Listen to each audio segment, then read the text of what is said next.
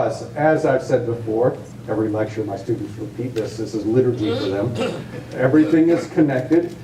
The way we live on the land, the way we live together, our economic domain, Dr. Cochran's an economist, is fully dependent on the social domain. The social domain is fully dependent on the ecological domain.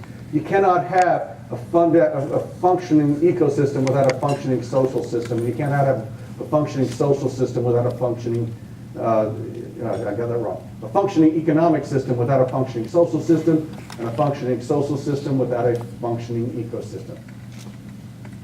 Everything's changing, and I do an entire lecture series on the rate of change. We cannot perceive the rate of change we're experiencing. You guys think it's fast. My grandfather was born in 1917. He worked a team of mules when he was a kid, and when I lived with him when I was going to school at Oklahoma State, we watched the space shuttle take off. My eldest is an aerospace engineer. She's down in south of Houston, and she watched, when she was still in school, the last space shuttle being hauled away as a museum piece.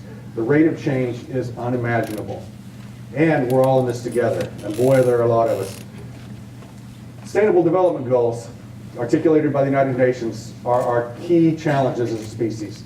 If you wonder what we're trying to sustain, there they are. 16 Sustainable Development Goals, the 17th is partnerships, public and private in particular, to achieve those 17 goals, or those 16 goals. This is not complicated, this is not controversial. I wear the pen with pride. These are our mission, our common goals together. The challenge is they are in conflict. You can't always improve one without taking away from the other. So we have to make strategic decisions all the time about how we're going to achieve these goals. This is what Norm was talking about, again, 30 years ago, 50 years ago. Let's just take this issue of climate change. I don't care what your political beliefs are. I don't care what your understanding of world systems are. These are data, and data don't care either. If we look at global temperature changes, I want you to particularly focus on this issue of North Africa, this issue of, look at Brazil, and look at Central Russia. Now, Sao Paulo, I work a lot in Brazil with Brazilian producers. We have a good relationship at the University of Arkansas with our Brazilian universities. We have students coming back and forth. I can tell you that Sao Paulo nearly ran out of water last year. It's in the middle of a freaking rainforest in the tropics, and it nearly ran out of water last year. Those are the challenges. Remember, prosperity is our goal, not wealth, prosperity. Prosperity is well-being. There's a lot of things that go into well-being. If you look at happiness indices, some of the happiest people on the planet are in Costa Rica, places that are not particularly wealthy. Social connections are the keys to those happiness. The challenge with social connections is social connections depend on a whole bunch of other things. That interconnectivity, I'm an engineer and an agronomist. What do I know about sociology? Well, I've had to learn. I've had to work with sociologists. I've had to learn the language of those disciplines. I've had to understand the Frankfurt School of Communication theory and what uncoerced communication means. I can tell you there's a whole world of knowledge about communication theory. I can just barely peek over the edge of the table to see. It's an amazing discipline in and of itself. We have to get better at these things. When Dr. Borlaug started working on agricultural sustainability issues, the condition of the world, the condition of humanity was hunger. More than 50% of humanity in 1950 was chronically malnourished. More than 50%. You guys know that. And then Norm and a whole army of other people began working on the challenge. And again, I had the opportunity to be mentored by Dr. Borlaug. Thousands of us were. He had that kind of influence, the same sort of, I felt like I was his only student, and I was one of thousands. That's the power he had. But one of the things he said was, I didn't set out to feed the world. We set out to relieve the world of the tyranny of hunger so that people could make better decisions about their lives. And one of the decisions we wanted to make was to have fewer children. He told me in 1984, I've watched the population monster devour my career's work, my life's work. So, and you guys have heard these statements before. The challenge, though, remember in 1950, half the world was chronically malnourished. We're in the ashes of World War II. We're still putting together Europe and Asia. And so we're trying to reinvent our prosperity. In the process, we changed the way we engage these communities from a colonial system to a much more engaged collaborative partnership. And that's still evolving. We still don't know how to do that well. But one of the things that Norm articulated is that the challenge of population growth is this demographic. With the current fertility rates, we're going to hit 12 million by 2050. You guys know these numbers. However, fertility rates are coming down. Fertility rates are coming down not because of birth control policies or some sort of draconian measures. They're coming down because people are becoming more prosperous. However, we saw an increase in our projected population rate with the 2008-2009 global recession because that prosperity became challenged. And suddenly people started having more kids, especially in particularly hard-hit regions around the globe. So we have uncertainty about where we're going to end up at 2050. 2050 is an interesting point. It's not an inflection point with our population. That's probably 2100 before we actually start decreasing. And we'll probably hit about 12 billion by 2100 by best estimates. We just don't know.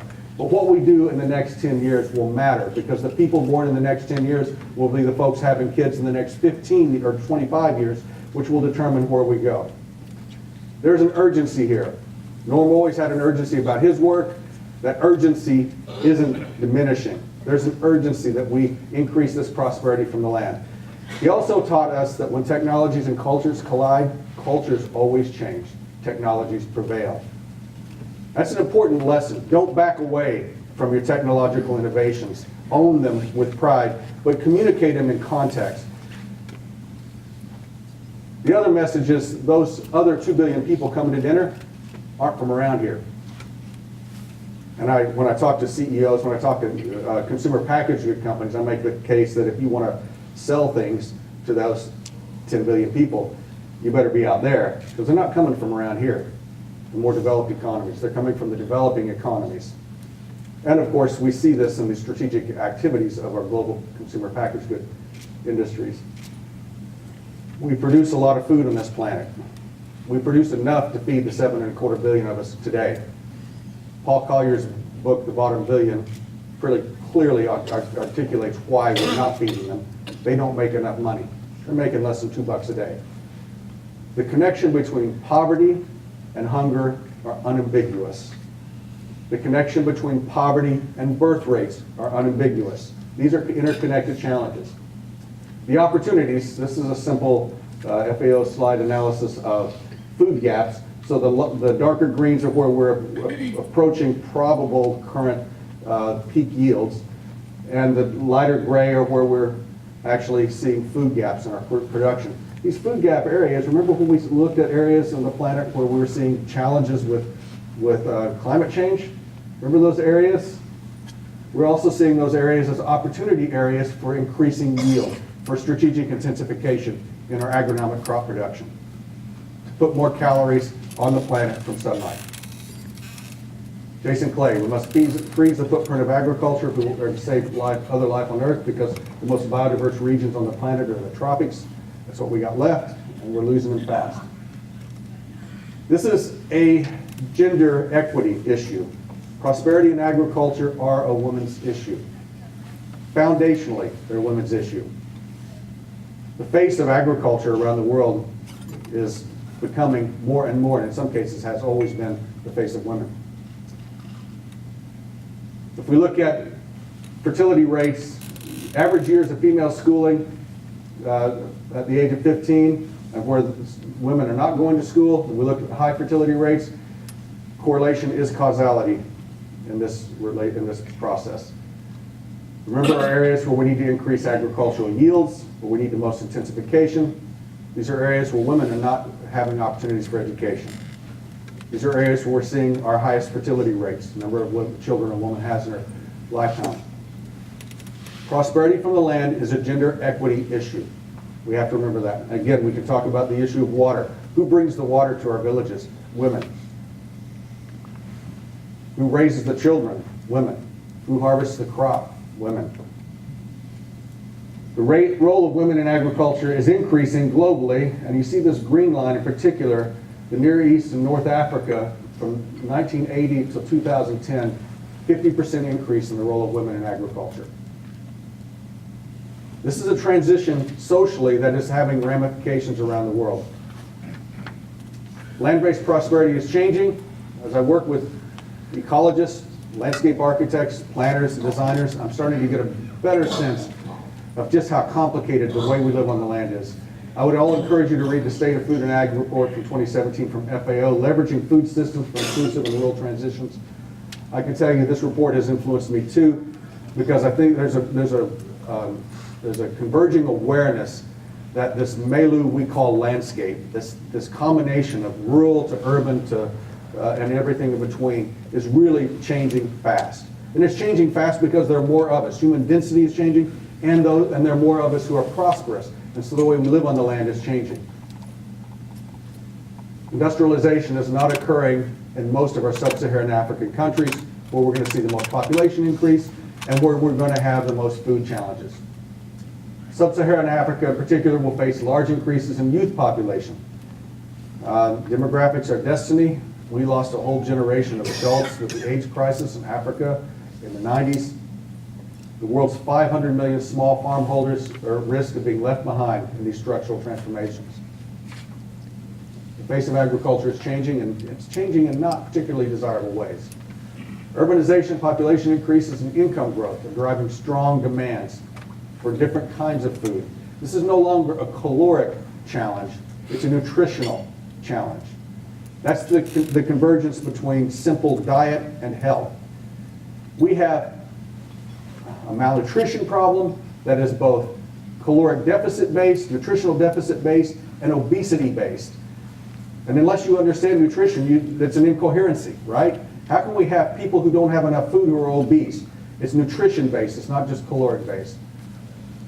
Growing demand for food and dietary transitions are going to drive the way we change agriculture. And if we're not, these things don't happen by accident. Our current food system, our current global food system was designed largely in the 1940s and 50s after World War II. We need to redesign it now. If we look at poverty and the role of poverty globally, we can see that around the world, Southeast Asia, go over here and give some fair treatment for your side, South Asia, we see that urban poverty, rural poverty is still a dominant characteristic of the landscape. East and Southeast Asia, rural poverty is decreasing dramatically. Rural poverty is in this stacked bar is the sort of red, orange in the middle. Sub-Saharan Africa, no change in rural poverty. Latin America and the Caribbean, we see prosperity in urban systems dominating the landscape. And we see the same thing in the Near East and North Africa. Rural poverty is almost gone in many of these places. But the areas where we still have deep rural poverty, those are the hot spots we need to be focusing on. The landscape of the planet, the human-dominated landscape, is not what we think it is. It is now really a village to urban transition zone. Rural is almost gone. We dominate the landscape so completely that what we think of as rural, and my cousins in western Oklahoma might disagree with this because they still think they're a long way from town. Globally, what we're seeing is the dominant urban system and then what we would call the town or the village systems really are the dominant characteristics of the landscape. The peri-urban fringe, this fringe around the landscape really is the dominant ecotone, the dominant transition system on the planet now for the human experience. We're 54% urban as a species now. Most of us live in these zones, and the places for economic opportunity are on the transition zones on the edges for agriculture. This peri-urban agricultural system is the key to our future prosperity. Again, a lot of stacked bar data from that FAO report. But if we look at rural hinterlands around the world, we can see they're declining. Land use is changing on the planet. This has impacts for agriculture. And to cut to the chase, what we're seeing is subsistence agriculture and the role of subsistence agriculture in reducing poverty is actually we're moving from subsistence to transition to commercial agriculture very effectively. I got in a bit of a tussle with FAO in South Africa over a presentation I made where I just declared directly, subsistence farming is a death strategy. There is a concept, especially, and our folks from Europe are particularly fond of this, that subsistence farming is the way we should live. That subsistence farming is an aspiration. Subsistence farming, by definition, means you have no buffer. A failed crop means hunger, means usually death or disruption. Subsistence farming is not a goal. It's a condition that must be overcome. We must move all of our producers from subsistence to commercial production, because commercial production is how we actually start to achieve security, resilience in our communities. The key to that is giving the woman the power of the decision making in most of these communities. And it's happening already. I left my cell phone down there, but I usually hold up my cell phone and say, this technology is changing the world. It is transforming the way we engage in finance. It's transforming the way we make decisions on the land now around the world. The access to, any of you who traveled around the world usually find that when you're in, whether you're in Malaysia or whether you're in Ecuador, you have better cell phone coverage there than you do in Iowa. The technology is amazing, leapfrog technology. Finally, let's take a look back home. Where are we in the United States? Well, we've lost a significant amount of prime farmland in the United States in the last 25 years, 30 years. We're not losing it just because of soil erosion, Jason. We're losing this because it's being converted to residential areas, strip malls. We're paving over the resource we depend on most. This is an old story, but the impacts are real. So we're losing prime farmland in the United States. We're paving over it. The other challenges we're having in the United States, that less than 25% of commercial farms in the U.S. are owned by family farm organizations now. This whole thing that we've been saying wasn't happening, this whole sort of corporatization, industrialization of our agricultural production systems is happening.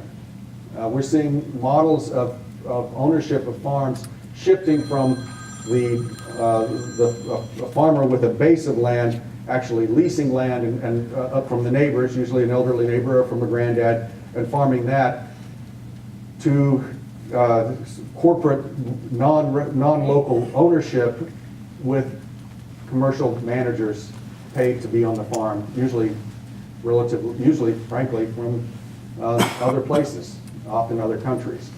We're seeing this occur in our poultry production systems in Oklahoma and Arkansas now, and it's disrupting our communities in ways that are pretty intense. I had a call yesterday from the Oklahoma Secretary of Agriculture over a major conflict that's just exploding in Oklahoma over an expansion of production facilities. And Dr. Cochran and I know Janie has been involved in this too with our tribal communities. They're trying to reconcile these changes in the landscape and changes in our communities that are coming from these economic changes. The increase in prominence of contract operator farms is a concern because it violates the whole concept of the land ethic. The reason the farmer has been a sustainable steward of the land is because the farmer is a multi-generational thinker. The farmer owns the land and is going to hand that land off to their children and their children. When the farmer no longer owns the land and the land is a commodity to be traded, then the land ethic is no more of a criteria for decision making. This is a challenge we face in the United States. Where is this coming from? Well, it's coming from a number of sources. Distribution operator land tenure by age. If we look at age, 34, the sort of percentage of land in operation, the amount of land that a young farmer owns is very small to non-existent. Now the old guys have all the land, right? Well, this is not exactly the case because the old guys, grandpa still has the land or grandma still has the land. The young guy doesn't own it, the young gal doesn't own it, but they still farm on it. That model is changing. The model is changing because the price of the land is reaching such high values that it's becoming more and more difficult. Only 5% of those owning at least 75% of their land were young farmers. By comparison, 22% of those owning less than 25% of the land were young farmers. Access to farming getting young people, when I say young, I mean, I'm 56, so young means younger than me, in their 40s. Getting people who are in their 40s who know how to farm access to land is our challenge in the United States. It's our challenge globally. This is a common challenge. Demographics are destiny. Less than 20% of our farmers now are under 44 years of age. Less than 20%. Now you say it's always been that way. No, it hasn't always been that way. This is a change that's happening on the landscape. We're aging out of farming. The average age of the farmer now is 58.3. In Arkansas, it's about 10 years older than that. So who's going to be farming in 10 years? Who's going to be farming in 20 years? How does a farmer make a decision if we have, for example, our typical row width for soybeans in Arkansas is 30 inches. If we need to reduce the row width and we have the genetics of the crop so we can do so without a penalty from disease, particularly fungus, if we can plant at 16-inch rows, but you have to buy a new planter to do that, and you're 62 years old, and that planter is going to take you 5 to 7 years to pay off, you're not going to buy the planter. You're going to keep planting at 30-inch rows, even though there's an environmental deficit associated with that. Now, I'm not an economist. Norm told me back in 1984, hunger is no longer an agronomic problem, it's an economic problem. Be an economist if you want to solve this problem. And I said, Dr. Borlaug, there are boundaries which I will not cross. So, no. If we look at the size of farms, the average farm size is now about 440 acres in the United States. The number of farms is decreasing dramatically in the United States from its peak around the 30s. Consolidation, intensification, economies of scale are driving that. Land in farms is actually declining. We're seeing fewer acres planted, but we're producing more. So the intensification vision, Dr. Borlaug's proposal is actually being realized in the United States. We're producing more with less land, fewer farmers operating on fewer farms. The challenge we have with this is the value of that land. Land value on an average farm, that 440 acres is $1.2 million. But they're making about $100 an acre right now. $100 an acre in net cash farm income on $3,000 an acre land.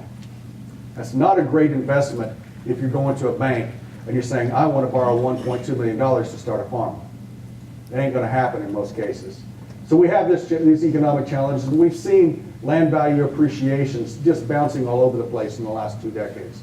And we're seeing a significant shift in investor level engagement in agricultural lands. You've seen it in this state. You know what I'm talking about.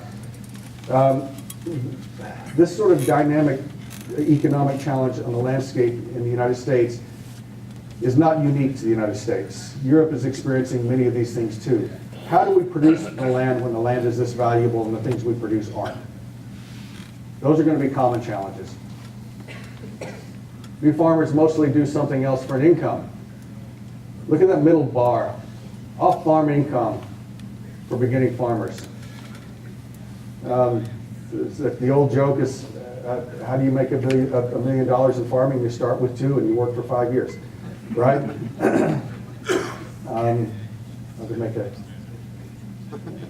So how do we make farming accessible for new young farmers? This has been a challenge we've been struggling with. We're working with the state of Hawaii, the Hawaii Department of Agriculture. You want to talk about value of land, they'd love to have $3,000 an acre land.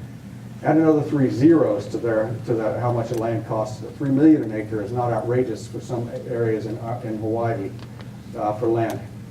But they import 94% of their food, 94% of the food in a United States sovereign state. They can't produce enough food. Honolulu has 4 days supply of food. They're 5 days from riots, they anticipate, if they have a disruption. They've been hit dead on by 3 hurricanes this year. They understand this is a real concern. Their governor, the Secretary of Ag, are very concerned about it. So we've been working with them on resiliency strategies. They're buying back lands as the California and Hawaii sugarcane lands become available and gold pineapple lands become available. They're buying back big 1,000-acre plots of land, and they're trying to figure out how to make those accessible on 60-year leases to farmers, to indigenous farmers, Polynesian indigenous, as well as to young farmers. And it's not an easy nut to crack because it requires a whole systems approach.